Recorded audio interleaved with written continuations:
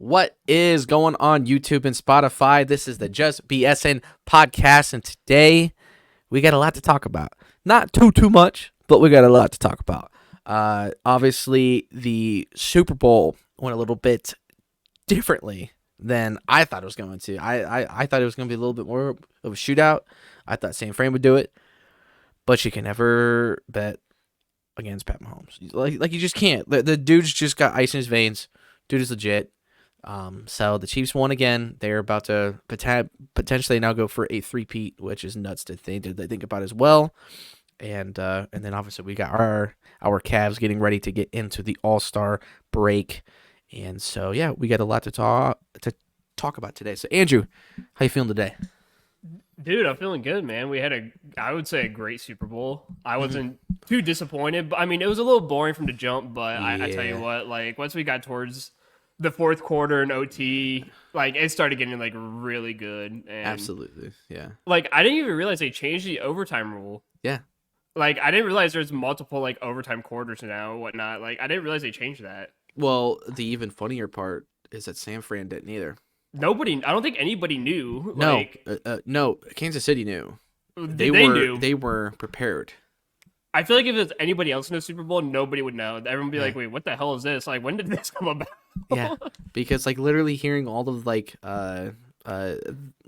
the mic'd ups and stuff, dude. The Chiefs wanted them to get the ball first. They're like, "Fuck yeah, let's go!" Like they got, dude, Yeah. they got ball first. Let's go. And as soon as they were getting ready to kick off, I think it was Kyle Juszczyk said, "I didn't know that they still get the ball even if we score. Like they still get the Yeah. ball regardless." And I was like, "You guys are screwed." And I think if they would have known, they would have went a different route. They would have had the Chiefs go first, and yeah. I mean, it just makes more sense. But honestly, like San Fran kind of choked it. Like They they choked it for had sure. it, and the offense stalled. They kind of Mhm. screwed around a little bit. They played conservatively there when they didn't really need to, and they let Kansas City get back into it. They let them get confidence on the defensive side of the ball. And Mhm. the minute that you give Pat Mahomes just a little bit of life, he's He'll going to kill come you. through. And let me tell you something. Pat Mahomes made some of his biggest plays with his legs in that game. Oh, 100%. He led the team in rushing yards. I think he had 65 yards. I think Pacheco had 60. So like, 66 yards. yeah, like he led the team in rushing yards. That usually does not happen for him. So he obviously came up on that huge 4th and 1 that he needed, and then they came right back to it, and he got another big chunk. I think it was like a 15 or 20 yard gain. He just gashed him through, and 22 yards. This is long. I think that series alone, just that series of plays, I think that's what finally catapulted them to finally get some momentum on offense, because both defenses were honestly playing pretty solid.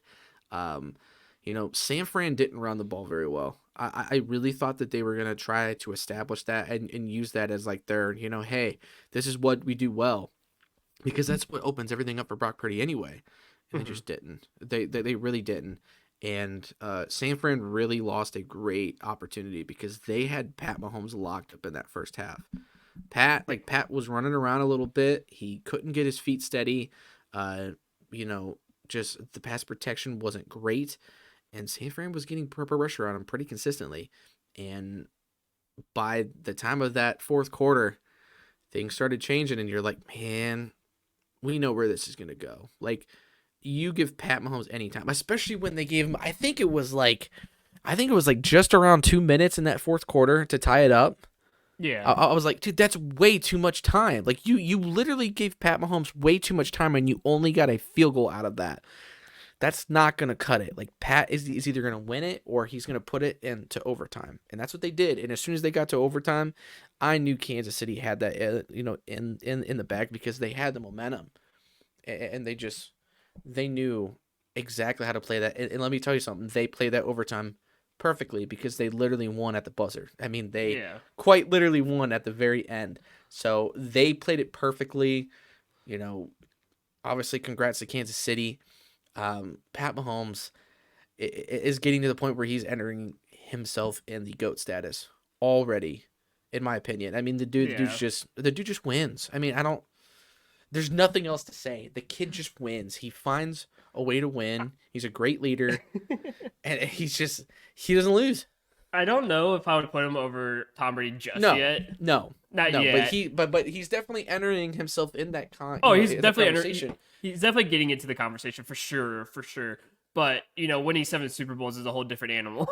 Exactly. And you know what? I think it will help him if he can win at least 1 or 2 without Travis Kelce.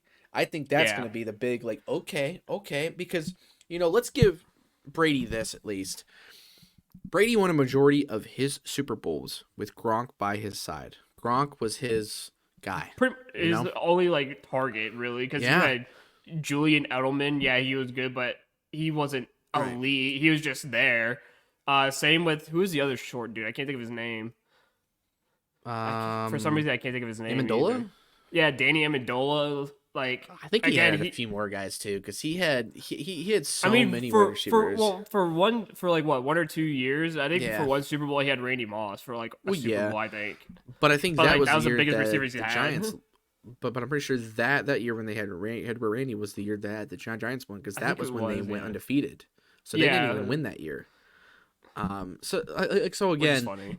it was either Brady had an incredible guy to throw to like Gronk, or he had a impeccable defense. Like when the Pats were good, their deep. defense was always top 3, It was top always 5 elite. max. Like it was disgusting. Yeah. Because Belichick was just good at that time. Like he knew that that's the way that the game played, and I think that's why the Pats have slowed down, is because the game's changing, and I think Belichick needs to get a sort of mental reset on what really works It's in now this league right now. This league is now like, and I think the Chiefs show it. I think this league is very offensive now. Like Right. you don't see a lot of like there's good defensive teams like But you're they're all starting of to like come your back a little bit. yeah I mean, I like would your say AFC so. North teams like all of the AFC North have great defenses. Yeah. But again, it's a league now where you have to have a quarterback who throws for 300 passing yards, and you have to have an elite offense because now the Chiefs' defense is mediocre. They're not superb. Yeah. They're like a middle of the road defense. Same with San Francisco. I mean, San Francisco's got a great defense, but they're not like a top 5 defense. They're more of like top 10, but not a top 5. And their offense was a lot better than they And played yeah, on Sunday. Like they really did. They were kind of lethargic. in my yeah. opinion. And I do think what hurt them too was losing was Dre Greenlaw. Yeah. Like that right sucked when the life out of them. yeah, because I don't know if you saw the mic'd up version of Yeah. it, but as soon as they ran onto the field, you hear Fred Warner going, "No!" and just smash his head and Yes. his helmet to Yes. the ground, and then they You hear pinned Kyle Shanahan going, "Did he just tear? Like, did he just get hurt running on the field?" Yeah, is what he did said. Dre just get hurt running on the field? And he And tore his then Achilles. Yeah. and then they pointed at Mahomes. They're like, "Hey, 57's down. Yeah, 57's down." Like he Well- noticed, and he's like, "Oh fuck!" Like Greenlaw's gone. Like, and Yeah. he was a guy who was wrecking the game for a while too. Yeah. Like, and Early he know on, that. Yeah. And he Early knew on, that. he was all over the field. He was very hyped up, and like, Yeah, he was that's all why, like, over. you gotta control your emotions when you're on the field. In I those get it. You're games. hype. You're hyped, but dude, tearing your Achilles when you're running on the field, like That's horrible. Stop. Come on. That's like the weirdest way to get injured. It is, and like, I don't know, like, what do you blame? Emotions? Do you blame the field? Like, what do you blame there? Because like, I mean, if it was turf, I would probably blame the turf field. But you're playing on Right. You're playing on grass, man. It's just like I think it's just the emotion because dummy. you see him the entire time jumping up and down, Yeah. waving his arm, jumping up. Yeah. And, like I get it, that much movement. You want to move around, but oh my god, dude, if you overdo it, that's what happens, man. You sit there and you pop that, especially when you run and you hyperextend that. You pop that Achilles, and dude, you're fucking You're done. screwed. You're done. Yeah. Like, I mean, it's not like Aaron Rodgers. Aaron Rodgers played for 3 snaps, and and that turf ate his ass up. Yeah. But I mean, with That's Rodgers too, MetLife. he was getting tackled as well. Like Yeah. he at least was Yeah. doing Hey. something. Greg But- Greenlaw was just getting back onto the field after they punted. And let's be real, MetLife is the most dangerous stadium to play in because that It turf. is. Everyone Everybody always gets gets injured at MetLife. Everyone gets injured at MetLife. Like, ask Saquon Barkley. Yeah. That's New York for you, bro. Like, I don't know what it is about. By the way, about New York. I'm petitioning the FIFA World Cup to take the World Cup final away from MetLife Stadium. Yeah, please, like get it out of there. Well, I don't know if you saw it, but they're having all the NFL stadiums with turf renovate their stadiums because number Good. one, they need to make the field big enough to Yeah. hold a FIFA regulation size field because otherwise the fields as they have now are too narrow. Yeah. So they need to extend it. And number two, they said we're not doing this World Cup unless you put grass in every NFL stadium that we're playing in. Yeah. And so now MetLife's going to have grass. All these stadiums now have to have grass because this is what they're trying to prevent. Yeah. They don't want this shit. Yeah. It's just insane. But to get back to the game though, you know, it was pretty boring. Like the first 3 quarters, it was tiresome. And that's why when it went into overtime, I'm like, oh, come on. Like I gotta work tomorrow. Dude, I didn't get home until almost 1 o'clock. I didn't get to bed till 1:30. Get up at 7:30 or 7:45 to go get, you know, ready for work. And I'm just like, man, I'm freaking beat. But it was a good game, and the overtime was great. Honestly, the fourth quarter was the best part. I mean, just seeing that change where you're like, man, the Chiefs have this. Like, this is their game to win. Oh, I know. And you know, that's just how it went, and that's why I think everybody was just like, we know where this road's gonna go. Like we know that this is gonna happen. And let me tell you something: Travis Kelce did nothing in that first half. He almost had 100 receiving yards. He almost did in that nothing game. for that whole game. Like And it until just like exploded. yeah. And dude, I hate how soft people are because they went after Travis Kelce for going after Andy Reid. And I Yeah. was like, for those who have never played a sport in their entire life, that's The emotions every are high. day. That's Yeah. every day. Like that Yeah. happens. I was like, you don't understand how often that happens. You don't understand how often that happens in reverse wise, where it's the coach doing it to the player. Like, stop being like, oh, Travis Kelce is a beater of old people and he beats everybody and he's probably beating Taylor Swift. And it's like, oh my God, like, knock it off, man. Yeah. Like, you're in a Super Bowl, the biggest game of your life. Like, Emotions of course, are gonna be a emotions are little gonna, high. Yeah. especially when you have a 1 catch for 1 yard in the Super Bowl and you're the best player on the field besides Patrick Mahomes. Yeah. Like, I'm gonna be pissed too if we're not, because the play he got pissed at, they had a pretty much a touchdown opportunity, and they gave it to Pacheco on the screen for -5 yards. After they just had a really big play, and then Yeah. they took him out, and then you know that had to happen. So yeah, that's why he was frustrated because he just wants to play. Now, should he have kind of like nudged him a little bit? No, like don't worry about having just, that. like- But like again, it's just how the game is. Sometimes emotions are high, and that's why Andy Reid didn't throw him under the bus. No, and they talked you about it on also- the press conference after the game. And you also don't know their relationship. Like they've been coach and player for years. They know each other. Like it is what it is. Like if you don't know the coach and player relationship, and then you want to talk about that, you're just speaking illy of that relationship because Mhm. they've been around each other. They know what they're like. It's okay. Like emotions are high. This is the biggest game of your life. Like this is a game that everybody plays for. I would say the Super Bowl is one of the hardest championships to win because of just how much of a gauntlet it is and how you only get one game, you know. And It's if you not don't like win, the you're World gone. Series. Yeah, it's not like the World Series. It's not like the NBA Finals where NBA, you yeah. get 7 games to Yeah. have a win. This is one and done, man. Once you lose, the game's over. You don't get a second game, a third game. They don't go back and forth for 7 games to Yeah. Yeah, so figure I mean, this it's, out. It's harder, and it's a lot more of a challenge, and like that's why it means so much to those players to just go out there and just give it all they got because it's literally all they got. Now, apparently there were some San Fran guys that were playing through some pretty crazy injuries as well, from Yeah. what I understand. And again, that's football, man. Like if guys can play, They and will. they're cleared to play, they're gonna play, and like Mhm. that's been happening pretty much since high school at that point. But like as they get more into the pro ball, like if you're really hurt, they will not let you play. But if you Yeah. can manage it, and you're like, you know what, I can literally just get surgery afterwards and be off for 2 months, and then I'm fine. Then they're gonna do it because it's just Mhm. it is what it is. That's just how how the game is. So it was cool to hear that. But overall, I mean, dude, you just can't bet against the Chiefs. I mean, again, I even said it in the pod that last week that I wouldn't be surprised if the Chiefs won just because it is Pat Mahomes. Hmm. I really just thought Sam Fran was going to come in more prepared and ready to go because they had lost to them a few years ago, and it's like you Hmm. got to think that revenge is on their mind, and now you have to wonder who's going to stay and who's going to go. Ayuk is one of those guys that could very well leave. Debo Yeah. could even leave. I think CMC is cool. You don't know about Chase Young. You don't know about certain players on that on that defense. There's a lot of things that can change on that team, and if Hmm. so, it's going to be a different team. It's going to be a different ball club, and that's what games like this do. Like it really will kind of define what the next few years are going to be like for your Yeah. team. Because And if you could win, those guys stay.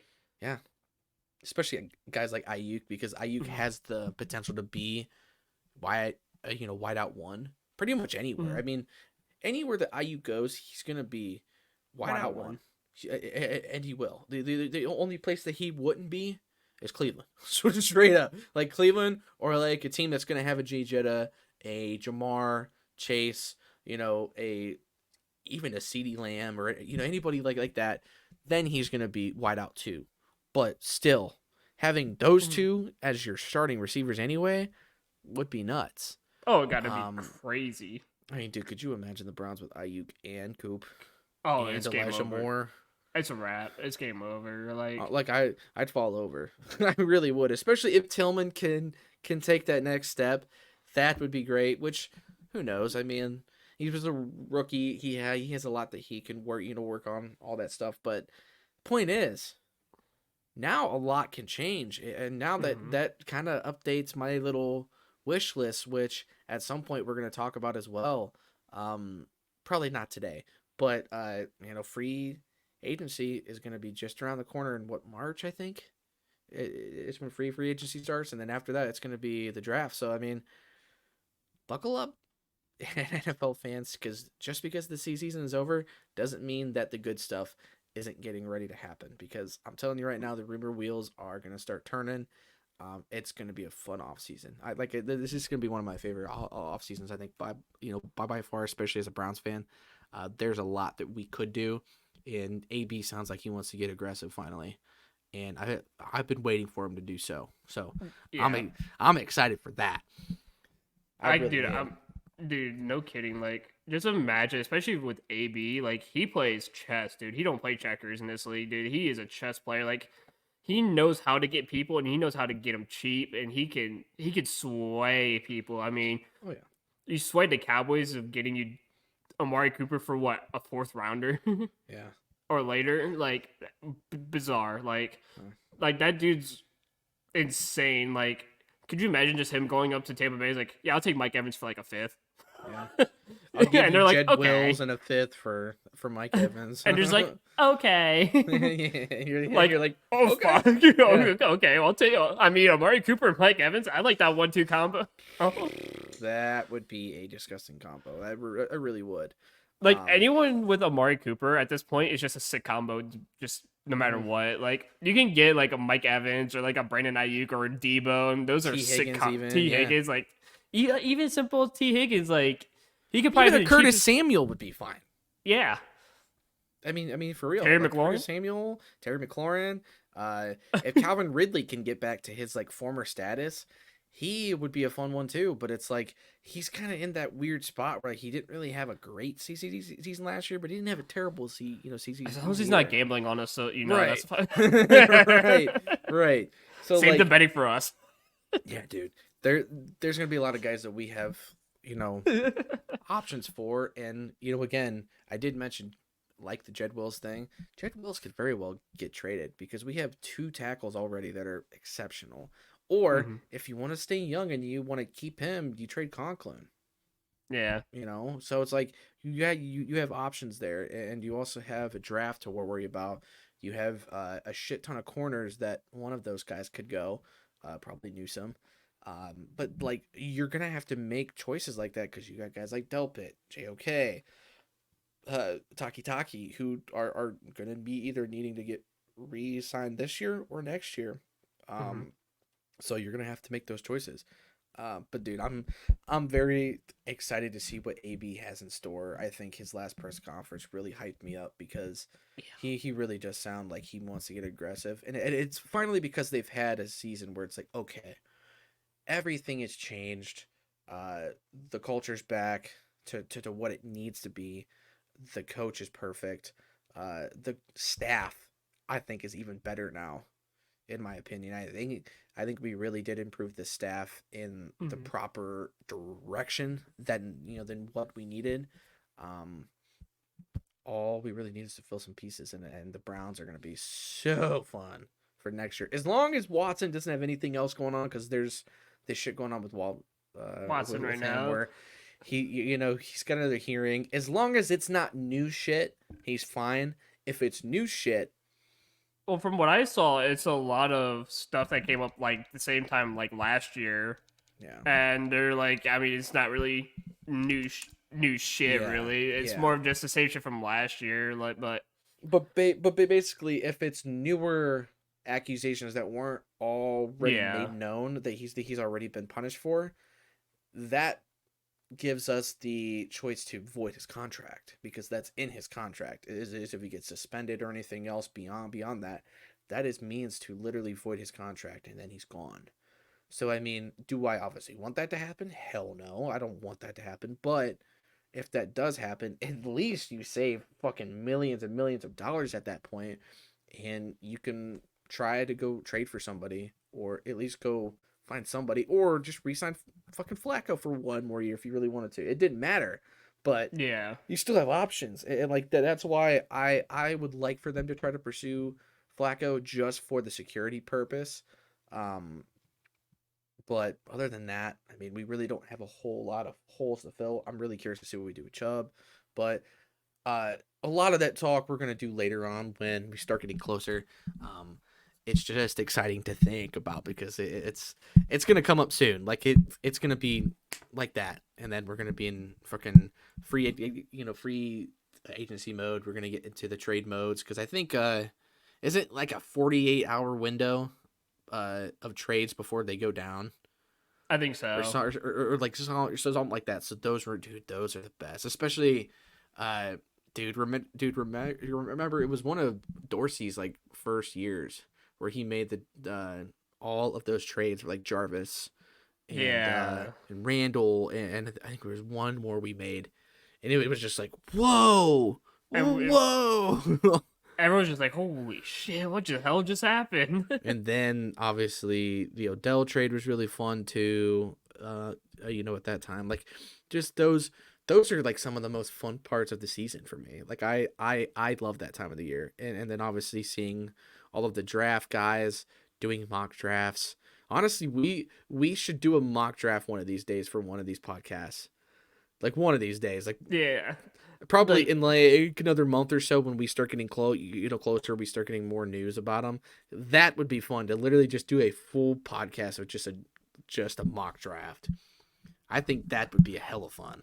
yeah, no, like we could actually like share our screen or whatever, and like just Yeah, do a full fledged like mock draft and yeah, just give like that just would be kind of like great. inside picks of like why we think that like that'd be Yeah, sick. That'd be a sick episode. yeah, that would be sick. Or even just do a live stream on that shit, dude. That'd be so Yeah, fun. I would love to do that. absolutely.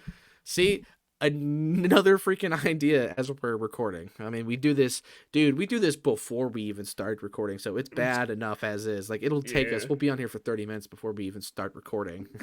Like, we'll lose track of it. Oh shit, let's do this real fast. Let's get, we're let's just get this recorded. grinding out ideas, man. Literally, We're literally grinding ideas, and no, like that's just fun shit we could just always do too. yeah, Like just like hypothetical stuff like, oh, let's just do a mock draft for no yeah, reason and just hang out and just have a drink and just do a mock draft or yeah. like live stream the NFL draft or something, just kind of Oh yeah, vibe and just see what happens. Like just come on here, go on Twitch and just be like, all right, cool, let's watch the draft and yeah. just hang out and enjoy it. Like that'd be fun too. Yes, that would be so much fun. Holy shit. Yeah, that's a great idea. Especially once we start getting into the first round again. My God. Which Next year, I'm yeah. honestly curious. I'm curious. Do you think AB tries to move back to the first round this year? I think there's a good chance he could because you do have pieces you could trade out and be like, listen, I'll give you this guy if you give me a first rounder, Right. Greg Newsome and maybe Yeah. another person. Like I'll give you a first, I'll take a first rounder, like a late first rounder if you have one. Yeah. Like I could totally see him at least moving up. Whether it's Yeah. in like the first round, like later, or it's like early. Do we Next have a round. second? I think This we year? have one. I think it's 53 or 52, something like that. Because I know for the last couple of years we didn't even have a second either. Like we only had 3 and on. We didn't have a second, but I think we might have a second this year. Pretty sure If we I do. Because, Yeah, we do. We have yeah. a second. We have a second, a third. We don't have a fourth. We have 2 fifths, Yeah. 2 sixths, and a seventh. So, and it doesn't say what number they are, or at least from what I'm seeing, they don't have. But that's from like 2 weeks ago. Yeah, I'm pretty sure our second rounder is somewhere in the 50s. I want to say. I'm trying to look because I know for a fact I saw this at some point. I just can't remember. Oh, also, did we talk about all of the awards we got in the award ceremony? We did not. We did We not. did not. So let's talk about this a little bit before we go to Cavs talk. We swept that shit. I was not Absolutely. expecting it. So this is how I thought this was going to go down. I did think Myles Garrett was going to get defensive player Yeah. later of the year. I did. Deserved. I don't care what the stats said about TJ. Miles had a better year, statistically speaking, just in the play. Like even Micah was the same way. He's like, yeah, Miles was the best DN in the entire league. Like it's not even close. He even said Next to me. Well, and he even said Max Crosby too. Like Max Yeah. Crosby had a very Yeah. underrated year. Like Max Crosby was a stud this year. He was Next a dog. year, I bet you him and Micah will be the two guys that are going to Yeah. be for defensive player of the year because he had a great year for. And I think for both of Raiders. I think both of those guys were better than TJ too. Yeah, I mean again, TJ Watt is a fucking cleanup artist. It pisses me off every time people always skip over that. And But I he is. saw a thing today too on ESPN where they're like the top rated like edge rushers or whatever, and they had TJ Watt in there. It's like TJ Watt's not an edge. Yeah, It's like he's a fucking linebacker. He's not an edge. Like yeah, if you mention edge rushers, they have to be true edge rushers, like Myles Garrett, like Yeah. Micah Parsons, like Max Crosby, not like not a he only lines linebacker. up as an edge because they're in a 3-4 defense like that. Yeah, he's got to be in a 4-3. I don't see He has Myles to Garrett be in a 3-point stance. Last time I checked, you don't see Max Crosby or Parsons or Myles Garrett dropping back into coverage for a Right. pass. Yeah, They're constantly attacking the quarterback. yeah. And Miles will at times, but it's not too often. But anyways, I definitely thought he would win defense. You defended, but let's play the year. I thought Stefanski had a chance to win Coach of the Year, but I really thought Dan Campbell got hosed on his just votes overall. Yeah. I think Ryan's had second most next to Stefanski, but Stefanski had a really good case, and I was like, great, that's awesome. Obviously, assistant of the year. I thought Schwartz was very deserving of that as well. I'm sure there was a few more guys there, but I just think he just made the biggest impact significantly for what this team needed. Yeah. But comeback player of the year went to Flacco. I'm shocked that they didn't literally hand that on a silver platter to Damar Hamlin. And the thing is, I think it was the right call too. It was, but like everybody's like, yeah, but like he died, and I was like, yeah, but he had 4 tackles this year. It's not like he actually made a difference. He just all those tackles too were on special teams on kickoffs. Yeah. There weren't even defensive plays either. He was activated He was activated for 5 games, played like 13 snaps. he literally blew that fake punt in the playoffs too. He did. You remember that? Yeah. I think that's what lost it. Low key, that play might have lost it for him. Like, I get it. He died, but Flacco got us literally into the playoffs, like by himself, pretty much. Comeback player of the year means you come back and you play, not come back, you play one game, and then you're like, well, I played. Like, no, that's not how it works, my guy. Like, you come back, and Joe Flacco came off the fucking couch and took a team to a playoff. Averaged 300 yards plus a game, too.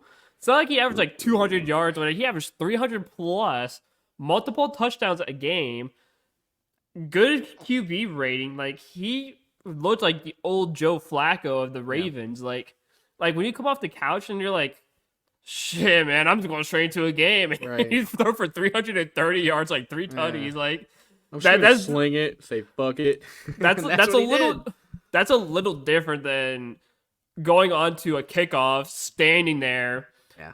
Maybe getting 1 tackle or 2 tackles and then being like, well, I played like a game and like a game and a half. Like, no, dude, like you were activated for 5 games. Didn't play in most of those games either. Even the ones you were activated in, you played 10 snaps at most, got 2 tackles, and then you want to be defense or you want to be comeback player of the year. Like, you didn't even play. Like, you were activated for almost an entire season and didn't play. Like, and you can't sit there and miss out every game, play 5, yeah, play 1 snap of each game, and then think you're going to be comeback player of the year, and you didn't do shit. I mean, like, honest to God, if he wouldn't have given it to Flacco, hot take here, I think Baker would have deserved. I think Baker got it. I think Baker would have got it too. Yeah, I mean, I'd rather Baker too, because Baker had a phenomenal year. He had a phenomenal year. And he's gonna get paid for it now. Like, he's 1000% gonna stay in Tampa Bay. It would be stupid of him not to, because he's got a good gig there. And if he can just keep Mike Evans, he's Gucci. Hell, even if you can keep Chris Godwin, you're Gucci. Yeah, and I mean, all you have to do is just continue to get him good guys in the draft and just continue to. They got a good O-line too, so he's gonna be well protected. Yeah, fucking Tristan Wirfs is the best freaking tackle in that entire draft that we screwed up. Can we trade Jed Wills for him? I wish. My God, Baker would hate life though if he would hate Cleveland more. If he had to deal with Jed Wills again, he would be like, "What the fuck is going on?" Son of a! I thought I got away from you. It's like, dude, I tried my ass off to get rid of him, and now he's back. He just sees him come in a locker room day 1. He's like, "Oh, fuck yeah!" It's just like, damn it, I'm gonna get killed. But nah, man, like, just having the Browns go 4-4, like, it was just a cap on, like, just a good season. You know, obviously we didn't get to do a playoff run like we wanted to. But again, when you think about everything that we went through to get 11-6, and then to sweep at the awards level, you know, like that, it caps everything. And now, for me, even with Myles, you know, going back to Myles Garrett, he's won his Defensive Player of the Year. Now it's time to go big. Like, now you have that award. You've been, you know, starting to chase that for a while. You got it. Now go get us a fucking Super Bowl, dude. Like, for real. Go all out. Get a Super Bowl. Don't even worry about getting Defensive Player of the Year again. And even if you do get us to a Super Bowl, guess what? You'll probably get it again anyway. So just fucking play your ass off, dude. Cleveland loves you. Everybody that likes to talk shit about him is what it is. But Cleveland literally embodies the dude. He fucking loves us. He owns part of the Cavs now. Like, the dude wants to be here. Absolutely. So now it's time to go get the big one. And he even said it. He's like, now it's time to get some bigger hardware. And he's not lying. And this is the only team that I really think has a chance to beat the Chiefs besides the Bills. I mean, the Bills are the only team. Actually, the Bengals, when they're like hot and they're Gucci, the Bengals are the only team that really could. But if they had an O-line. Yeah, but here's the thing too. Part of that wide receiver room is going to get tore up after Jamar. And who knows if Jamar even stays. If they don't want to pay him, he's gone. Jamar's he's going to go after money, especially after Jay Jetta goes, because I think Jay Jetta is going to be the domino for that anyway, because he is going to set that bar. and then you got Jamar, and then you got CD, and you got those guys that are next up to get paid. Mhm. And Jamar even said, "I'm gonna get pretty much as much as Jay Jetta. Like that's where I want."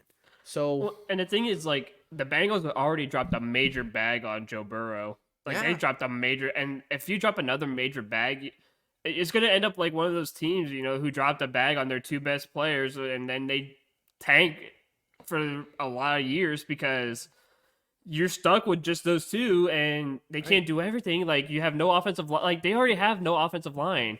They tried to revamp it, didn't work. They got a bunch of old guys who aren't good anymore.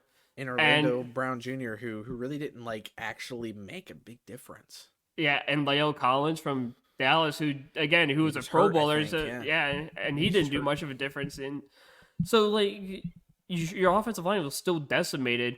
And guess what happened? We said it a lot of times before. Joe Burrow cannot play football if he keeps getting decimated by defenses, and he gets lit up every game. And he broke his wrist, missed the season. This is the second season-ending injury of his career. Anymore, he's probably done for his. He's like it's like Andrew Luck all over again. Yeah, Like one it more, really he's is, yeah. one more. He's probably retiring because he can't stay upright, and especially if it's an ACL again. I doubt he plays another down of football in his life. And now you just ruined his career. You ruined your best chances of anything. You had one of the best quarterbacks in the league. And you get a shit ton of money tied in him and whoever else you're gonna have, because Yeah. if you're gonna keep Jamar, you're gonna have to pay him. And guess what? If you pay him, Higgins is gonna want paid, and if you don't want to pay Higgins, He's gone. him and Tyler Boyd are probably gonna be gone. So then after that, once you have Jamar, who do you have? You have to resort to the draft, and you got to get lucky on on the draft, because dude, let's face it, the draft is a lot about luck. You can tell about a player as to just who he is as a person, but you don't know how he is going to do on the field until he gets on the field and starts to produce. And if he doesn't, it's like Corey Coleman. I mean, the dude was a first round pick for us and was just a fucking dud. The kid couldn't catch. He had bad mental, and he shot like I don't even think he's in the league anymore. At this point, I don't even think he's nowhere even near. I think he's in the I'm pretty sure he's in the XFL. I know he was with the Giants for a little bit, but I don't know if he still is on an NFL roster. I'm looking it up because I don't think. Yeah, no, he after 2020. He went to Kansas City and Philadelphia, or he went to Kansas City on the practice squad. Got released like in the middle of the season, and then he went to the USFL in 2023 because he played for the Philadelphia Stars and the Michigan Panthers in the USFL. So he's in the USFL. He's not even in the XFL. Yeah. So I mean, again, that shit happens more times than not. I mean, how many first round wide receivers have you seen that have been like good?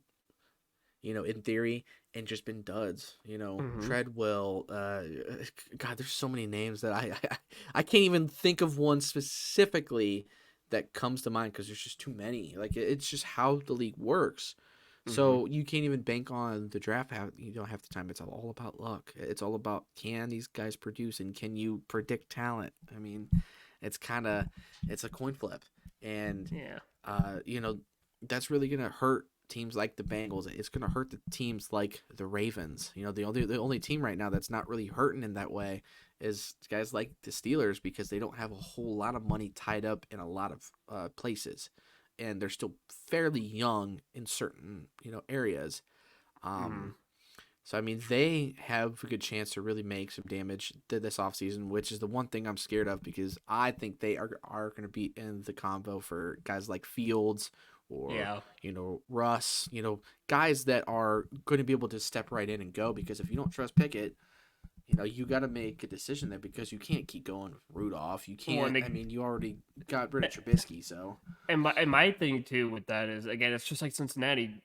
They have to invest in some kind of offensive line too. Like if you go and get Fields, otherwise it's just going to be the same thing with Fields in Chicago or Russ in Denver. He's just running for his life. They're just both running for their lives, because that's why they failed in Chicago and Denver, is because they had no offensive line. They were running for their lives. They were getting killed. Like, again, like, yeah, you could pay all this money for a great quarterback, but if you can't protect him, he's useless.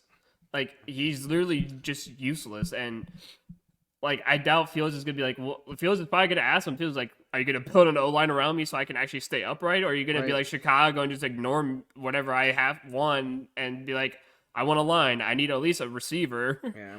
And like you're gonna sit there and be like, "Oh well, we're not gonna give it to you." It's like then don't expect me to play well and get killed because I can only do so much as a quarterback. Yeah. I Well, can't do everything. And not even that too. And like the one thing that I didn't really think about until now is they really didn't make like a true upgrade at the OC area. Like Mm-mm. getting Arthur Smith, I feel like still kind of puts you like he's probably a little bit better than Matt Canada, but how much better? I don't know. I mean, it's A not lot of like Steelers Atlanta's fans were off. upset about Yeah, that like- too. They're kind of upset. They're like, "Really, Arthur Smith, the guy who just got fired from Atlanta?" Like, Like he's the- gonna be one of those guys that isn't gonna use his main guys because he's a freaking weirdo.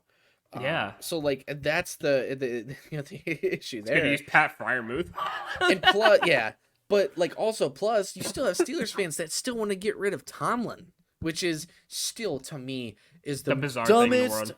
fucking thing you could ever think of wanting to do. Why I would you have wanna taken him get rid of- McCleveland. I mean, yeah, of course, but like, why get rid of a head coach that has had you at least 500 or better every single year since he's been your coach? Sure, you have not won a playoff game in a while, but at least he keeps you there to where you can get into the playoffs. Yeah. And then after that, it's like it's all about you. But they got just thrown a terrible first game, and they got their ass kicked.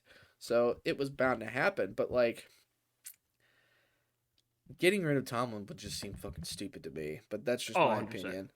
But still, regardless, the AFC North is still going to be tough, and the Browns really have to be kind of aggressive this year. They've been a little quiet in the past few years. Yeah. It's time. And Andrew Berry has mentioned that, and that's why he mentioned that in the press conference. Like this is the year to be aggressive. Like now, it's now or never. Be Mhm. aggressive. There's a lot of great talent now this offseason, and now's a great time to get aggressive on both sides of the ball. Yeah. You can go and get a good receivers. You can probably get another backup running back or something. You can probably go and get a really good solid backup quarterback. In case if something happens to Deshaun Watson. And it's not just with the courts and stuff like that. It's even just with injury or something. Like, Yeah. you can get a great backup because again, you can sit there and still develop DTR until he's ready to go and be a solidified backup. Go out there and like make the moves. You can go out there and probably get rid of Newsome or something and get a better corner in that position. I mean, you already have Martin Emerson, who's a better corner in that position And anyway. you can just draft another one too if you're really good Yeah. at drafting corners. I mean, we've been It seems hitting like that's what he jackpots on is. those. Yeah, I mean that dude, we've been hitting jackpots on, especially when you have Mitchell, who Mhm.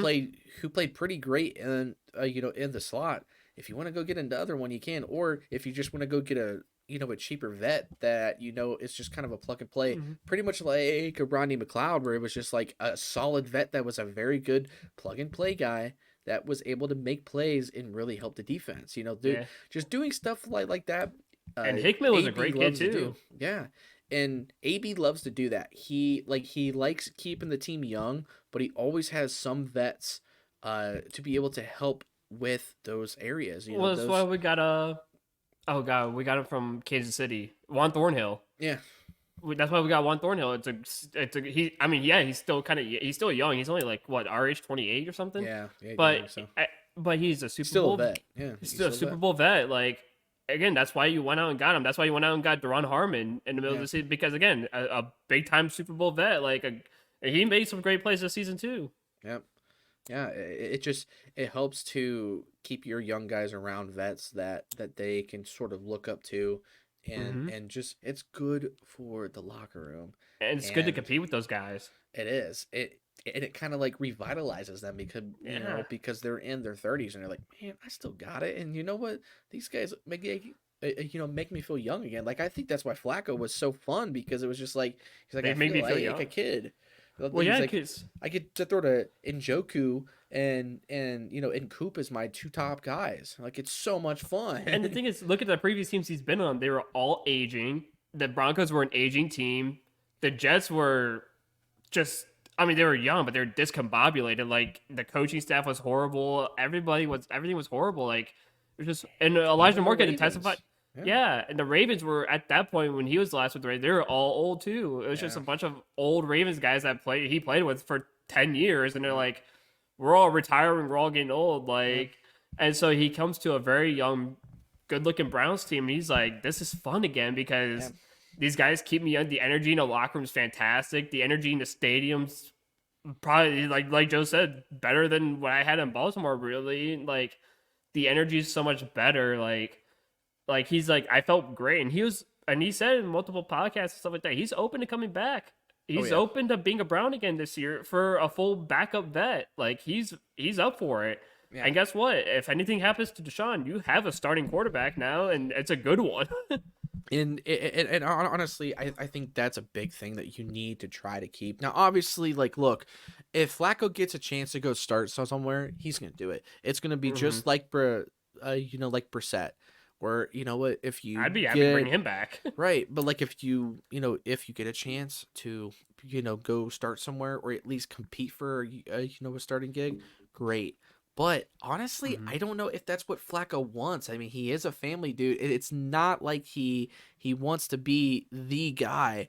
I think he just wants the opportunity to just be a part of a good team and be like, hey, if you need me, I'll be ready. But other than that, I just want to be a veteran. I think that's why he likes Cleveland so much, because he could be that. He could just be a veteran. He could just chill and like let Deshaun do his thing. And if something happens to Watson, like he'd be like, all right, cool, I'm ready to go. Like I'm like, put me in. I could, and you could trust him to lead you. Like, to be fair, like during that game against Houston, I don't think a lot of that shit was his fault. Like. No. Like the two interceptions he's thrown, both of those were routes run completely wrong. Yeah. Like he threw the ball where they needed to be. It was just wrong routes, and then he got screwed over the Ani Njoku call because obviously that was beyond pass interference if we all ever seen, but not even close to being called. And even before the picks, I think he was like 20 of 24, like 20 he was 20 of 24. Like he was doing fine. He was slinging the rock. Like and we were down by like what 10 at halftime, I think. We were down by a touchdown, I think, at half. I think it was closer. I think it was 10. Yeah, I'm pretty sure it was somewhere around there. But like people we're seeing something about how the Chiefs were down 10 and they're like, oh man, it was a big comeback. I'm like, being down 10 like in football is not that big of a deal. It really isn't. Like if you score twice, you're back in the game instantly, if not even have a lead if you play it right. And things can change. And like with Houston, it was just one of those games where the game just kind of got out of hand, and it is what it was. By the way, Joe Flacco in that game finished 34 of 46 for 308 yards. Yeah, so like he still had a good game beyond the two picks. Like it was just that's just how the game went. It's sort of identical to what happened in that Rams game. His first game, but at least that was his first game, so it was like, okay, like he's gonna be a little rusty. It is what it is. And I think the defense definitely choked a lot in that, because like they did. And they couldn't get pressure on Stroud at all. Like they just didn't help themselves. No, and I think Newsome fucked up badly in that Houston game too. A lot of it was Newsome too. Like he had opportunities to make plays, and he just. Like, he didn't know where he was half the time. Like, he looked so lost. Like, that's why Nico Collins was open, like, half the time, because he didn't know where he was. And he's like, well, he's already 20 yards away. And Denzel wasn't fully healthy either, which I know he won't say was a thing in that game. But honestly, it was a factor. Like, you could tell that Ward was just not on his A game. And honestly, the whole defense seemed a little off. Again, like we said it before, like, it was just one of those games where it was just like the swag was gone. Like everything about like what the defense stood for was not there, and it was weird. It was like, guys, where's the energy? Like we're here. And, it's playoff time. And I mean, and even we said this too. If it was a home game, I think that's a totally different game. But I think the score is reversed if it was a home game. But it's here nor there. The game has been over. It is what it is. But just a fun NFL season. It was a different one. It was a weird season. a lot of weird injuries to a lot of weird players. I mean, half of the starting quarterbacks were gone by the end of I'm the gonna say year. so many starting quarterbacks. Like, Yeah, I mean, and like bigger named quarterbacks. So like whatever the NFL script writers were doing, don't do that again in the next year. yeah, you gave Let's everyone get a heart everybody attack. healthy again. Like let's make the league fun where we don't have to rely on a backup quarterback of a backup quarterback to start for your original quarterback. Or I'm hey, a let's not backup. have Yeah. or hey, let's not be on our third string tackles in the playoffs. Let's not do that. NFL Yeah, script I, writers, I, I, please. I would like DeJuan Jones in this. I would DeJuan like, Jones as my left tackle is my hot predict. and my right tackle Jack Conklin, please. And just keep it that way. No more fucking injuries. I'm tired of them. I'm so tired of the injuries, man. So frustrating. Such a good season that would have been so much better had we been even halfway healthy. Like even Yeah. if we would have had Chubb with Flacco, my God, that would have been so much fun. Oh, dude. I think that game would be a lot better than Yeah, because he yeah. would have ran through the defense like so bad. Oh he my would have God, ran through. But it would have been so much he's fun. coming back, baby. That's good. And like I do think there is some people that want to kind of move on from Chubb just because they think Aaron Goldhammer. like Goldhammer, yeah, was saying Fucking like, loser. oh, he's already gone through his like best years, and like maybe so, but even 80% of Chubb is better than 80% of the league Yeah. in terms of running backs. And The that's thing just is- facts. Well, the thing is too, like if you watch Chubb run, it's already effortless. Yeah. Like it's not like he grounds and pounds. It's effortless to him. Like I think he was playing 80% before he even came to the league. Yeah. Like he just makes it look at. I mean, and it's too after a knee surgery and you can squat 700 pounds. Yeah. I think your knee's gonna be just fine, and I'm sure he's probably doing that shit right now as we speak. He's probably Right. squatting like 500, and he's like, "Yeah, this is fucking nothing." Like Well, my I knee's mean- probably ready to go. Well, I mean, when AB was even trying to talk about how he was doing 2-a-days when he just got off his like crutches, I was like, this kid's like a freak. Like this dude's literally Wolverine. He's like the opposite of an Andrew Luck, where he gets injured, he doesn't retire, he just comes back stronger and stronger. Yeah, and like it's just so cool. So like, there's just a lot to be excited about, and as long as everybody stays out of trouble, aka Deshaun Watson, stay out of trouble, don't get suspended again, and we'll be just fine. But if you do, well, you probably won't be with the Browns anyway. But we got a few more minutes here, and we got All-Star break this week for the Cavs, and the Cavs are still heated. They did lose the game this week. They lost by 2, I think, to the Sixers. Which was sort of a back and forth game. Like it's just one of those games. I think we were on the road as well, so it's what it is. But we just beat Chicago at home. I think by 2 as well. 3.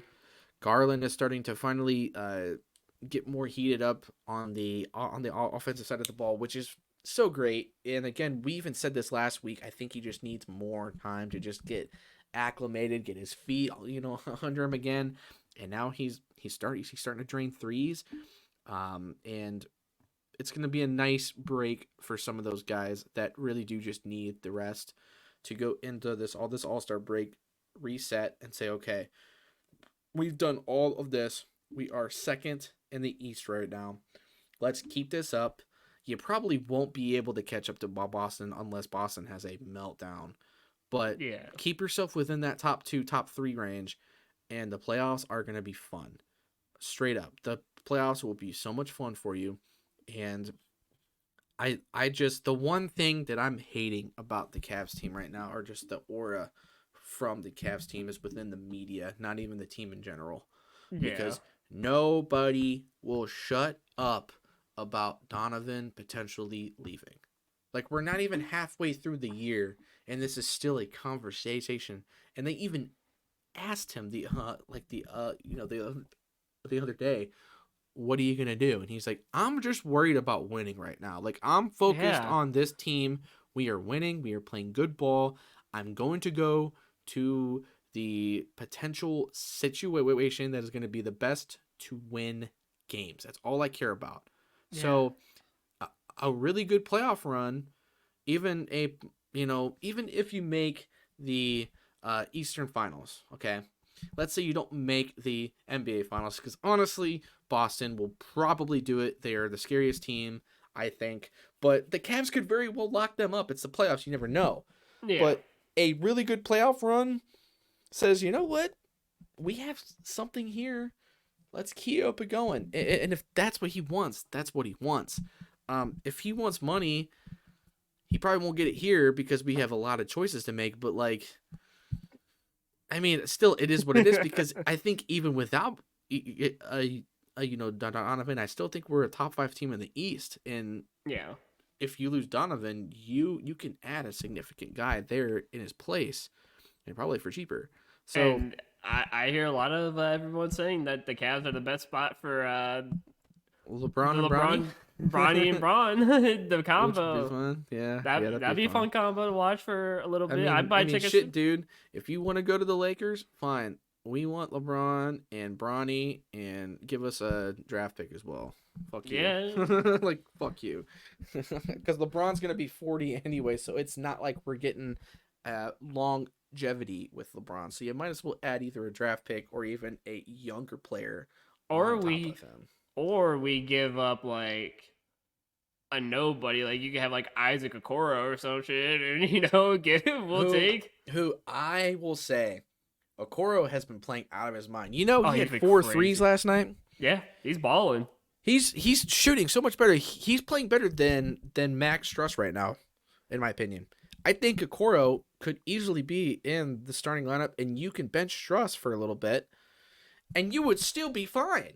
Like, Struss is getting weird fouls, and he's just not shooting the ball very well. He just seems to be frustrated. So I hope this break is going to be good for him, because he's not playing very well.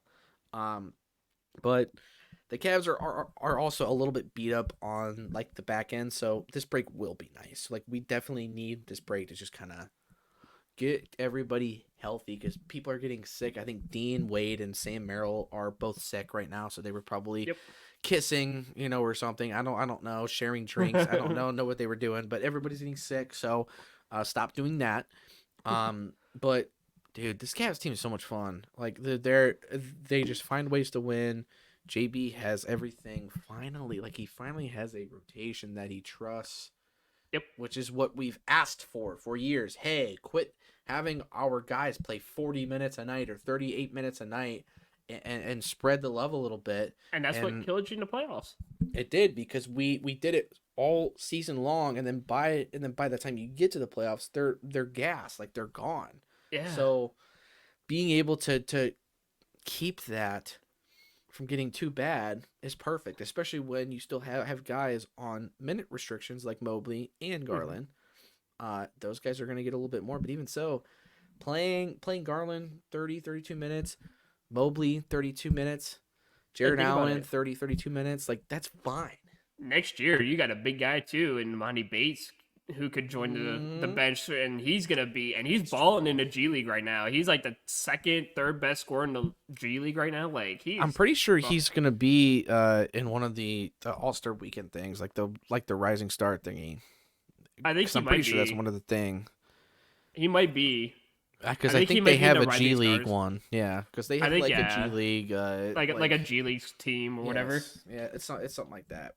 And I mean because I think he's just scoring, man. He's just a scoring machine. I think he's averaging like 26 a game or something. Because I think number one, I think it's like Mac McClung at number one, who's averaging like 28, and then it's Amani Bates. He's averaging like 25 to 26, and nuts.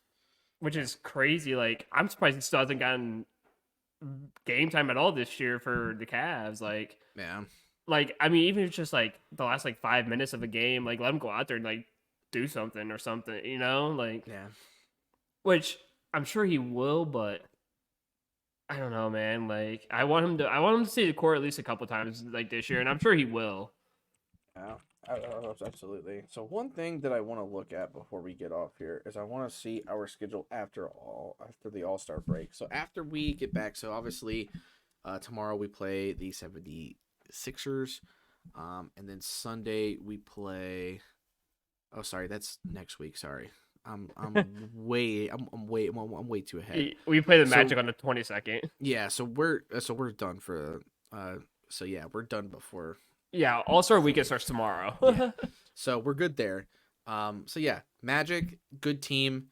We beat them plenty of times before, so that We beat them all can easily season. win. Nice revenge game against the 76ers. Can win that game. Wizards should be a win. The Mavericks is going to be a fun game. That's going to be the first test of being like, okay, where is this Cavs team? And then Mhm. Bulls, Pistons, both should be wins. And then these next two games after that, March 3rd and March 5th. March 3rd against the Knicks. Another revenge game. Would love to beat them. And then you have Boston on March 5th. That, my friend, is the game that I am really, really looking forward to seeing. That's a game I that- would like to go to. Yeah, I mean, dude, if that one's at home, that would be an It exceptional is. game. Because we played the first, because we already played them twice this year, and both games were in Boston. Okay, so yeah, they would definitely be home. Yeah. And then obviously you got the Timberwolves, you got the Suns, which I think that time is probably when the Big Ten, or not the Big Ten, the the Mac 10 conference, The MAC tournament, yeah. tournament is going to be, because it's usually right around that time. Yeah, because, Um, yeah, I think they start, like, on the 13th, whatever. Yeah. So like games like that, later on in March, you got the Nuggets, you got the Hornets back to back, you got the Wolves again, the Suns again, Lakers in April, Clippers in April. So that'll be a back to back, probably in Cali, game. Then you end with the Grizzlies, the Pacers, and the Hornets for April 14th. So like the season is literally halfway over. I mean, this has been a pretty freaking good season so far. I'm excited that the fact that the Cavs just didn't mess around, and they are having to make that next step of like, okay, we had a good season last year. We proved what we can be, but we fell short because we just didn't have the, experience, and now they do. And so just try to stay healthy throughout the rest of the year, and then let's get into the playoffs, and let's go win some fucking games, and like let's go on a playoff run, because Cleveland, dude, playoff basketball back in Cleveland would be amazing. 100%. When I went to game 2 with my little brother, that was the most fun game that I've ever been to, besides the Guardians game I went to last year, which was against the Angels. I was at that game too. When I think it was Josh Naylor. when Naylor had his stretch of having like 3 home runs or whatever per game. It was he for 3 straight games he had a home run in the bottom of the 8th inning. Yeah. All Yeah. 3 games. Yeah, because we were down that the game that I went to, we were down for the whole game. Yep. And then he hit one. I think Ramirez hit one, and then I think somebody else hit one. Because we had like 3 or 4 by the end of it, and we were out in the outfield. Like we had really good seats. That was some great seats I picked. I don't know how I got them for what I did, but those are some damn good seats. It was hot, but Luca had a whole lot of fun. It was the first big baseball game you ever went to. I would do that again in a heartbeat, and I definitely want to take my girl to some, because even though Those games she's are not really a fun. baseball fan, she would love it. And yeah, it's just this time of the year is some of my favorite, man. I'm really excited for baseball, which we are definitely going to do some sort of baseball preview here soon, because next week, probably next weekend, I think, It's next weekend, yeah. It's the start of spring is- training. it's spring training now. I don't think the Guardians play until like the 24th, I think is what Yeah. you said. So 24th, yep. but still, spring training, and then a month later you have starting baby baseball once again. And I think actually the Guardians' first game is the same day where the that crazy solar eclipse is going to happen. It is, because they had to, April because the 8th, Guardians, right? yeah, we play at a weird time, because Like it should. we play at like 5 o'clock or something. Like we play like a weird like early like 5 p.m. game, because it's supposed to be like they're supposed to, because they want to do it like after the solar eclipse happens. Yeah, which will be nuts too. Yeah, that'll Yeah, be that's- so much fun. I'm so Yeah, excited. that's gonna be insane because let's see, when is that? April 8th, I think. Yeah. I'm fairly certain. Yeah, let me look at the first half. Yeah, it'll be April 8th because that's our first home games against Chicago. Hell yeah. And it's 5:10 p.m. because like we said, it's that solar eclipse. Dude, why do we always start the year against Chicago and then Detroit? Like, it's every No. fucking year. What I want to know is why do we start every season on a West Coast road trip? Always It's because of we the weather. Well, probably. yeah. Well, we start out in like Seattle, so it's not like we're starting out in a place that has much better weather. Right. we're picking Seattle because we play. I think it's Seattle and Oakland. So it's like two teams that's like we're in the same fucking weather. Like it's not like it's just as cold here as it is in Seattle. Like Right. Yeah. minus man, probably that the first snow. month- like the first month is always just like, yeah, we're just not having like, any home games at all, and then you have a huge stretch of like a month or two where you have a crap ton of home games and a few away games, and then it Yeah. sort of starts to mix up. But yeah, this is gonna be so much fun. Like now that we have a lot more to start to discuss now, I think we can do some pretty fun things with the pod. So yeah, I'm really excited, but I'm not gonna lie, guys. I'm tired. I think I'm running on like 4 or 5 hours of sleep today, so I am exhausted. So what we are gonna do is we are gonna hop off here. Yeah. Andrew, it was good talking. We will Always a see. pleasure.